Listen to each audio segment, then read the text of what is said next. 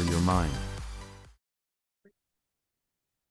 Hello, welcome. I wanted to tell you about a book I just read that I enjoyed. This is one of my favorite books on my website in the list that I'm putting on there about books that maybe people haven't heard of. Maybe they are books that would be really good for kids to read, would be for those readers that don't know they're readers yet, the ones that we want to read more, the ones that are reluctant. That's what my favorites are for. I try and stay away from the books that everybody already knows about and get some that they may not know about. So today I'm going to talk about Tristan Strong Punches a Hole in the Sky. And it's an award winner. They got the sticker on this book. I enjoyed this for multiple reasons. First of all, it is a Rick Riordan Presents book.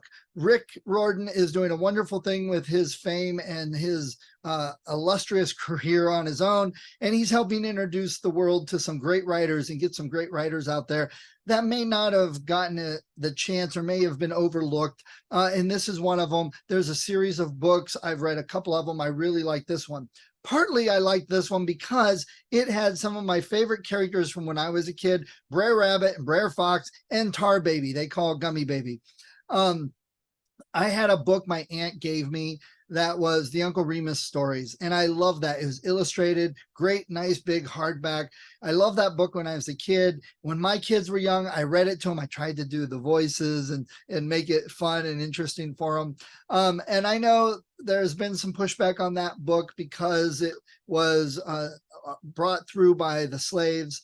But I think the stories go beyond that. And I think people need to realize that. And that's what this book does very well. It introduces us to a lot of characters from African mythology, which is a mythology that I've not seen a lot of.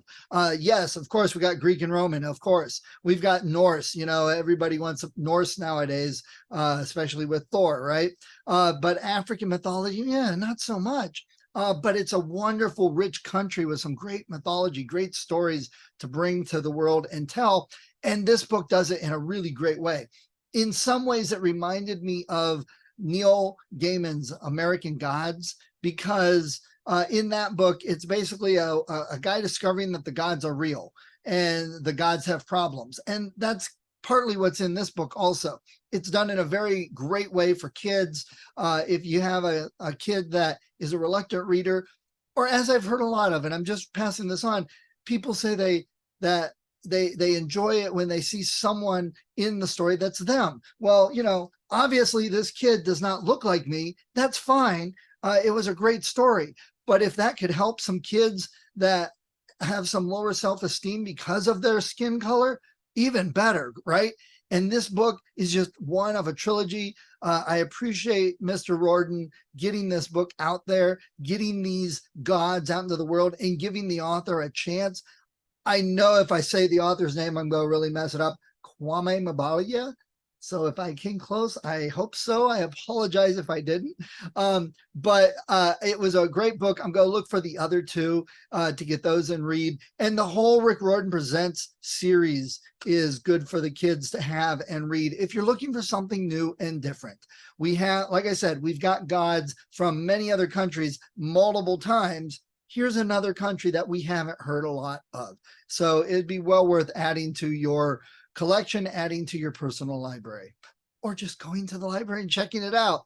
That's what libraries are for. So Tristan Strong Punches a Hole in the Sky.